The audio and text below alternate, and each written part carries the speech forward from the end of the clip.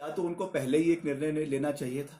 कि उन्होंने उसको मेरिट पे करवाना है या उन्होंने उसको इंटरव्यू के बेसिस पे करवाना है। मगर एक बार ही आपने फैसला ले लिया, आपने पूरे प्रदेश से युवाओं को, छात्रों को उसमें बुलाया, करीबन 1.5 करोड़ से 1.25 करोड़ रुपए उसमें इकट्ठा हो गया, और आज उनके पास, विश्वविद्यालय के पास उसको उनके लिए कोई जवाब है नहीं। तो ये एक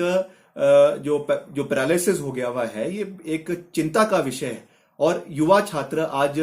इस कोविड के समय में जो है मजबूर हो रहे हैं कि वो वहां पे जाके उनको प्रदर्शन करना पड़ रहा है। और जैसा मैंने कहा कि ये कोई राजनीतिक मसला नहीं है, उसमें चाहे एनएसयूआई के छात्र है, चाहे उसमें एबीवीपी के छात्र है, चाहे उसमें आपके और पॉलिटिकल ऑर्गेनाइजेशंस के छात्र हैं, सब जाकर वहां पे इस फैसले का विरोध कर रहे हैं। तो निश्चित तौर से ये एक लोकप्रिय फैसला नहीं है, और इस पे सरकार को और खास रूप से विश्वविद्यालय के कुलपति को इस पे जो है विचार और मंथन करना चाहिए। सर इस इशू पे आप और हम जल्द, मैं खुद व्यक्तिगत रूप से जो है वो मैं विश्वविद्यालय में जाऊंगा और वहां पे हम सभी छात्रों से मिलेंगे, उनकी बात को सुनेंगे, समझेंगे, और जो भी हमसे हो सकता है हम कुलपति जी से भी मिलेंगे और विधानसभा में भी इस मसले को आने वाले से। देखिए, जो एचआरटीसी का जो ये मामला निकल कर आया है, ये बहुत चिंताजनक है। और जिस तरीके से इसमें एक जगह नहीं मगर प्रदेश के 4 कोनों में इस तरीके का मामला नजर आया, जहां पर एग्जामिनेशन में कोई मोबाइल लेकर जा रहा है, कोई उसकी फोटो खींच रहा है, कोई फोटो से उसको बाहर भेज रहा है, ये बहुत चिंता का विषय है। और आयोग द्वारा इस पे कोई कार्रवाई ना करवाना, इसको आगे ले जाना, मैं समझता हूं कि ये दुर्भाग्यपूर्ण है। इसमें सरकार को इंक्वायरी करवानी चाहिए। मेरे को लगता है उन्होंने इंक्वायरी मार्क भी करी है, मगर निश्चित तौर से जब तक उस इंक्वायरी का रिजल्ट निकल कर नहीं आता है, तब तक या तो इसको ऑन होल्ड करना चाहिए या फिर जो है नए टेस्ट आने वाले समय में करवाने चाहिए, क्योंकि इस पे एक बहुत बड़ा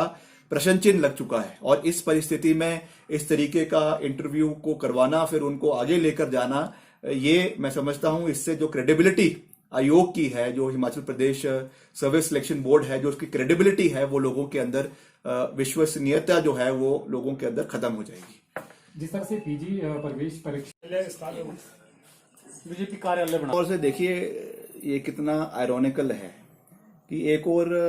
सरकार के पास अपने भवन को कंप्लीट करने के लिए पैसा नहीं है। अभी मैं कुछ ही दिन पहले अपने विधानसभा क्षेत्र का आपको उदाहरण देता हूं। अभी मैं कुछ ही दिन पहले प्रदेश के मुख्य सचिव से, प्रदेश के वित्त सचिव से और कई आला अधिकारियों से मिला, और हमारे समय में जो काम चले हुए हैं मेरे निर्वाचन क्षेत्र में, उसके कंप्लीशन के लिए हमने करीबन 2.25 करोड़ रुपए हमने सरकार से निवेदन किया कि वो उसको सैंक्शन करे, ताकि जल्द से जल्द वो कार्य कंप्लीट हो और उसका उद्घाटन हो सके और लोगों को समर्पित हो सके। मगर अधिकतर जगहों पे हमको ये कहा गया कि सरकार के पास अभी पैसे की कमी है, फाइनेंशियल क्राइसिस चली हुई है। और ऐसे पूरे हिमाचल प्रदेश में ऐसे उदाहरण, सैकड़ों उदाहरण हैं, जहां पर जो कंप्लीट जो काम चले हुए हैं, चाहे वो स्कूल के हैं, चाहे वो अस्पतालों के हैं, चाहे वो मिनी सचिवालयों के हैं, चाहे वो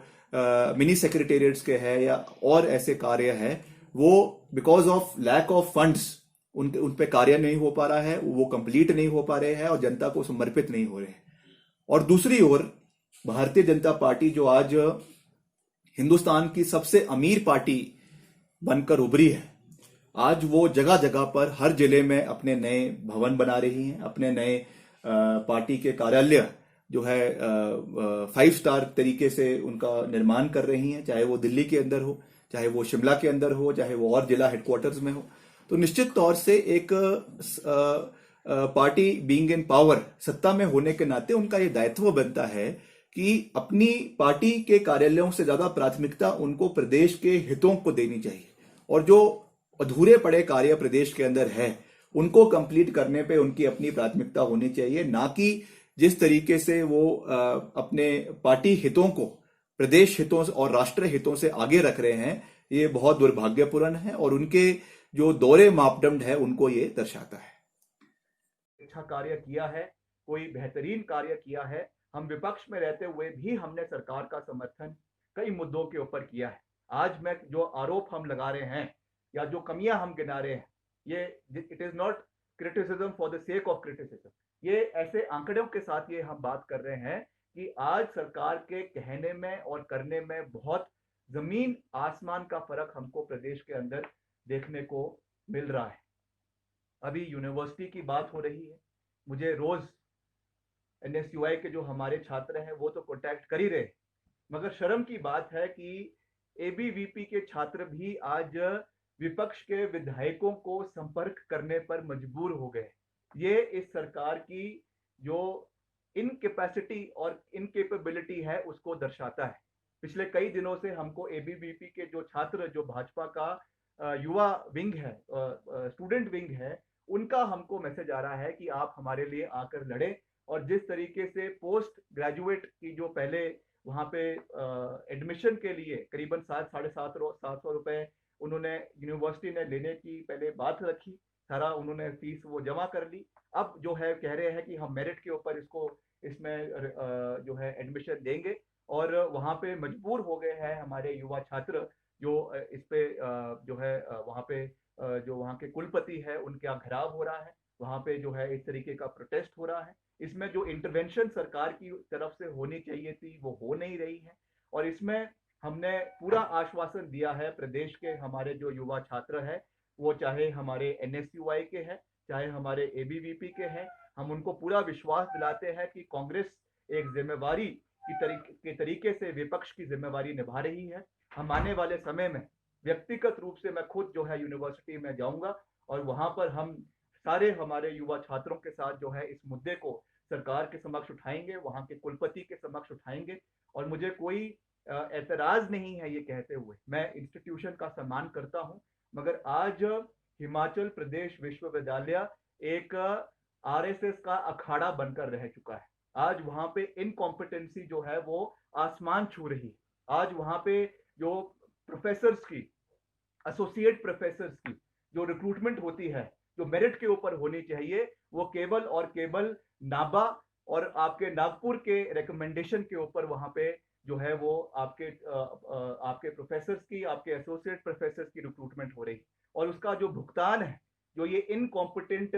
प्रोफेसर्स है जो अपने को इंटेलेक्चुअली बहुत वैज्ञानिक समझते हैं, अपने को बहुत पढ़ा लिखा समझते हैं, उनकी इनकॉम्पिटेंसी की वजह से प्रदेश के युवाओं का भविष्य ये लोग जानबूझकर राजनीति के चलते जो है उसको अंधकार की ओर फेंक रहे हैं। ये बहुत दुर्भाग्यपूर्ण है। हिमाचल प्रदेश यूनिवर्सिटी एक जमाने में पूरे देश में और विश्व भर में भी हिमाचल प्रदेश यूनिवर्सिटी का नाम था। आज उसकी जो कॉम्पिटेंसी है, आज उसका जो एक स्तर जो हमारी यूनिवर्सिटी का होना चाहिए, आज वो कम होते होते आज वहां पर इनकॉम्पिटेंट लोग जो है वो शिक्षा दे रहे हैं। ये बहुत दुर्भाग्यपूर्ण है। ये किसी राजनीति से प्रेरित होकर मैं ये बातें नहीं कह रहा हूँ। This is in the interest of Himachal Pradesh कि जब भी इस तरीके की रिक्रूटमेंट हमारी यूनिवर्सिटी के अंदर होती है, उसमें आपकी पॉलिटिकल आइडियोलॉजी को पीछे रखते हुए it is only the competency of the जो वहाँ पे आपके जो अप्लाई कर रहे हैं for various post, that should be done only and only on basis of merit, जो पिछले बहुत समय से हो नहीं रहा है, और उसकी वजह से हमारे शिक्षा का स्तर जो है वो यूनिवर्सिटी के अंदर गिरना शुरू हो गया है। ये बहुत दुर्भाग्यपूर्ण है, और जैसा मैंने कहा कि हम जल्द इस मुद्दे को हम जाकर विधानसभा के अंदर भी और आपके विश्वविद्यालय में जाकर भी उठाएंगे। और जो छात्रों के साथ ये जो बदसलूकी हो रही है, मैं पीछे वीडियो देख रहा था कि पुलिस के जवान जो है डंडा मार के, लाठीचार्ज करके जो है उनको घसीट घसीट के वहां से बाहर लेकर जा रहे हैं। ये बहुत अनफॉर्चुनेट, वो चाहे किसी भी पॉलिटिकल पार्टी के हो, everybody has a right to protest, सबको अपनी आवाज रखने का अधिकार है। और मुख्य रूप से एक विश्वविद्यालय में अगर इस तरीके की कोई अनसुनी हो रही है, उनके ऊपर लाठीचार्ज करवाई जा रही है, उनके ऊपर पुलिस के डंडे बरसाए जा रहे हैं, ये उनकी मानसिकता को, जो वहां पे प्रशासन में जो लोग बैठे हुए हैं यूनिवर्सिटी में, उनकी मानसिकता को दर्शाता है, which is very unfortunate, it is undemocratic and we criticise this in the highest words. हम इसकी निंदा करते हैं। दूसरा, इस तरीके से फीस की बढ़ोतरी हो रही है, उसके बारे में भी आप सबके सामने है। इसका नियंत्रण सरकार को करना चाहिए, चाहे वो प्राइवेट यूनिवर्सिटीज है, चाहे वो प्राइवेट स्कूल्स है, चाहे वो कॉन्वेंट स्कूल्स है। लगातार हमको सोशल मीडिया के माध्यम से जो है लोगों का इसमें फीडबैक आ रहा है पूरे प्रदेश से कि आप सरकार से इस मुद्दे को उठाएं। जिस तरीके से जो है मनमानी ये प्राइवेट इंस्टीट्यूशंस कर रहे हैं, हमने पीछे भी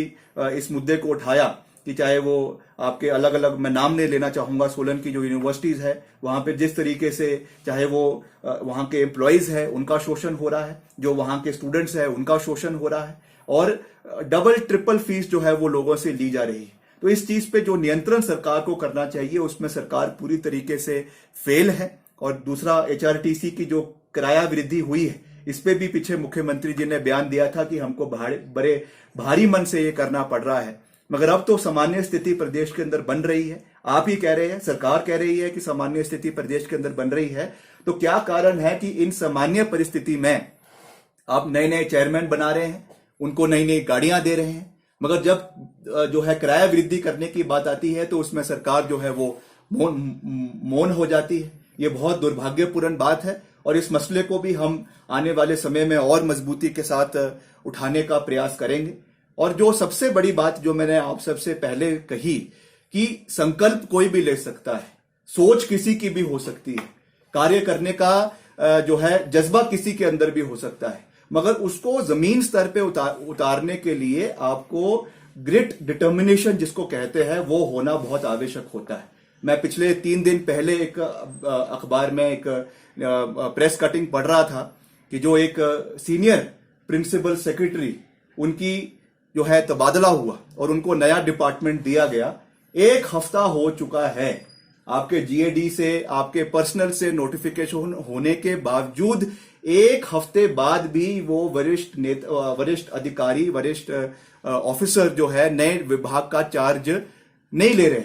अगर ये सरकार की और सरकार में बैठे आला नेताओं का जो है ये उनकी क्रेडिबिलिटी पे ये चीज क्वेश्चन मार्क नहीं लगा रहा है तो क्या लगा रहा है? आप ऑफिसरों के जो है ट्रांसफर कर रहे हैं, वो ऑफिसर नया जो है चार्ज लेने से जो है मुकर रहे। ये क्या मतलब, ये मुख्यमंत्री कार्यालय की जो है ये सीधे तौर से धज्जियां नहीं उड़ रही तो क्या उड़ रहा है? तो ये एक बहुत बड़ा प्रश्न चिन्ह है। हम भी विपक्ष में रहते हुए बहुत गंभीर है कि इस तरीके की परिस्थिति नहीं होनी चाहिए कि सरकार कोई आदेश करे, उनको मजबूर होना पड़ जाए कि 2 दिन बाद उस ऑर्डर को वापस ले, क्योंकि वो ऑफिसर जो है उस ऑर्डर को इंप्लीमेंट करने में सक्षम नहीं है या इंप्लीमेंट नहीं करना चाहते। ऐसे सैकड़ों हमारे पास उदाहरण हैं जहां पर सरकार की जो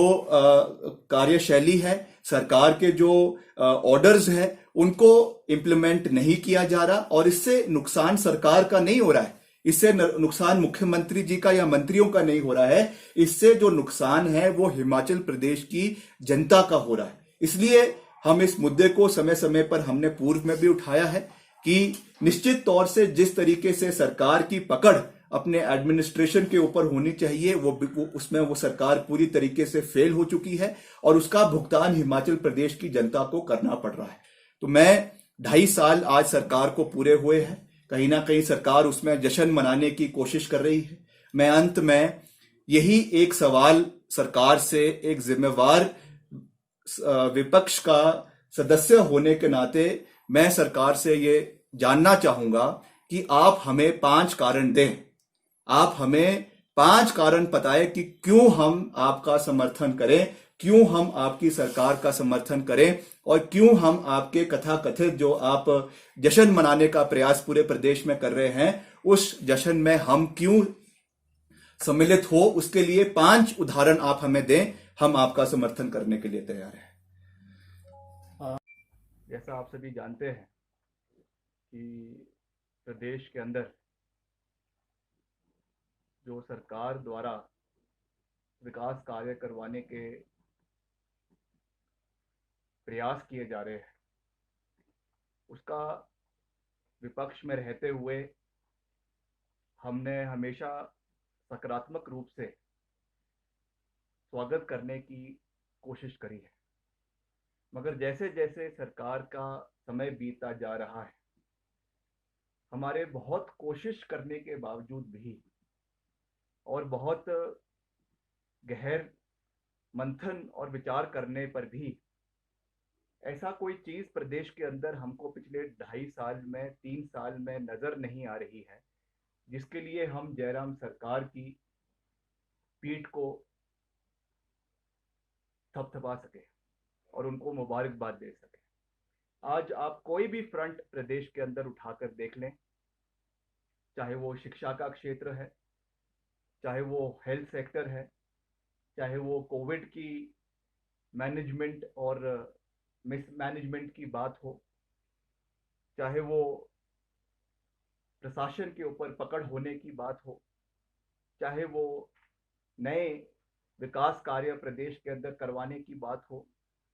हर क्षेत्र में वर्तमान सरकार विवश नजर आ रही है। मैं ये नहीं कहूंगा कि उनके अंदर इच्छा शक्ति नहीं है। इच्छा शक्ति निश्चित तौर से सरकार के अंदर है, मुख्यमंत्री जी के अंदर है और हो सकता है कि मंत्रियों के अंदर भी हो, मगर उस इच्छा शक्ति को जमीन स्तर पे उतारने के लिए एक संकल्प होना चाहिए, एक विजन होना चाहिए, एक पकड़ सरकार के ब्यूरोक्रेसी के ऊपर होनी चाहिए और साथ ही साथ केंद्र सरकार के साथ जहाँ डबल इंजन की बात रोज हो रही है, आज तक कितना सहयोग केंद्र से हिमाचल प्रदेश को मिला वो आज हमारे सामने है। चाहे वो जीएसटी की बात है, चाहे वो 15वें वित्त आयोग में जो पैसा मिला है उसकी बात है, चाहे वो कोविड रिलीफ फंड के माध्यम से जो डिजास्टर मैनेजमेंट का पैसा प्रदेश को मिला है उसकी बात है। ऐसा क्यों है कि हिमाचल प्रदेश एक बीजेपी शासित राज्य होने के बाद भी आज हिमाचल प्रदेश में जो सहयोग हिमाचल प्रदेश को एक बड़े भाई के रूप में केंद्र सरकार से मिलना चाहिए, उससे आज हिमाचल प्रदेश और हिमाचल प्रदेश के लोग वंचित क्यों हैं? आज ये सवाल हम प्रदेश सरकार से पूछना चाहते हैं, प्रदेश के माननीय मुख्य से पूछना चाहते हैं और प्रदेश के आला मंत्रियों से और अधिकारियों से पूछना चाहते हैं। इस बात का जायजा इससे लगाया जा सकता है कि अभी जब पीछे प्रधानमंत्री महोदय अटल टनल के उद्घाटन के लिए रोहतांग में आए, जहां एक और उन्होंने पूर्व की सरकारें जिसका एक बड़ा योगदान मनमोहन सिंह सरकार का इस टनल के निर्माण में रहा, अगर करीबन ये 3500 करोड़ रुपए की लागत से ये टनल बनकर तैयार हुई है तो उसमें से करीबन 1400 से 1500 करोड़ रुपए 2010 में यूपीए सरकार के समय में जो है इस टनल के निर्माण के लिए दिया गया था। हमने पहले भी कहा कि इसमें कोई राजनीतिक मसला नहीं है, ये राष्ट्रीय निर्माण की बात है और इसमें सभी सरकारों का हमने तो धन्यवाद किया पूर्व प्रधानमंत्री स्वर्गीय अटल बिहारी वाजपेयी जी का, जिनकी सोच थी, उनके माध्यम से इसका कार्य शुरू हुआ। श्रीमती इंदिरा गांधी जी, राजीव गांधी जी की सोच थी और इसका जो अंजाम दिया गया वो डॉक्टर मनमोहन सिंह जी की सरकार में इसका फाउंडेशन स्टोन रखा गया और इसके लिए पैसे का प्रावधान करवाया गया और वर्तमान सरकार द्वारा केंद्र के माननीय प्रधानमंत्री नरेंद्र मोदी जी की सरकार में इसको पूरा करने का कार्य किया गया। ये कोई राजनीतिक अखाड़ा नहीं था, मगर जिस तरीके से इस एक टनल को राजनीतिक अखाड़ा बनाने की कोशिश की गई, ये इस चीज को दर्शाता है कि भाजपा सरकार के पास हिमाचल में आज कोई उपलब्धि नहीं है। आज वो केवल और केवल सारी की सारी अपनी उपलब्धि उस टनल के माध्यम से ही सस्ती लोकप्रियता हासिल करने की कोशिश कर रही है। आज मैं खुले रूप से सरकार को ये चैलेंज हम देते हैं कि जिस तरीके से आपने होर्डिंग पूरे प्रदेश में अटल टनल के लगाए हुए हैं, 5 चीजों के, मैं ज्यादा नहीं कहूंगा, 5 बड़ी चीजें जो वर्तमान सरकार में जिसका कल्पना की गई, जिसकी आधारशिला रखी गई, जिसका बजट वर्तमान सरकार में पिछले 2.5 साल में दिया गया और आज वो बनकर तैयार हो चुकी है, ऐसी 5 चीजों का आप पूरे प्रदेश में होर्डिंग लगाएं तो हम आपको मान जाएंगे। आज 2.5 साल इनके वर्तमान सरकार को हो चुके हैं, एक बड़ा कार्य इस सरकार ने पिछले 2.5 साल के कार्यकाल में इनके पास कहने के लिए नहीं है। चाहे वो मंडी के एयरपोर्ट की बात हो, बड़ी बड़ी बातें की गई जब आपका पहला बजट था, उसमें बड़ी बड़ी बातें की गई कि ये हमारा सपना है, ड्रीम प्रोजेक्ट है। आज एक ईंट उस एयरपोर्ट की अभी तक जो है वो मंडी के अंदर नहीं लग पाई, उसका कोई पैसा अभी तक जो है एयरपोर्ट अथॉरिटी ऑफ इंडिया से हिमाचल को मिला नहीं। उसमें हाथ खड़े कर दिए, उन्होंने कहा है कि इसका जो बेसिक इंफ्रास्ट्रक्चर का कॉस्ट है वो प्रदेश सरकार करेगी, उसको देने के लिए सरकार के पास करीबन 1000 करोड़ का जो उसका एस्टिमेटेड कॉस्ट है वो सरकार के पास है नहीं। दूसरा, बड़े बड़े बातें इन्वेस्टर्स मीट की गई कि हम निवेश लेकर आ रहे हैं, 80,000 करोड़ रुपए हिमाचल में आ रहा है। यहाँ पे जो है पीटर हॉफ के अंदर ग्राउंड ब्रेकिंग सेरेमनी की गई, उसमें भी कहा गया कि हम 10,000 करोड़ का निवेश हिमाचल प्रदेश के अंदर ला चुके हैं। Ground breaking ceremony.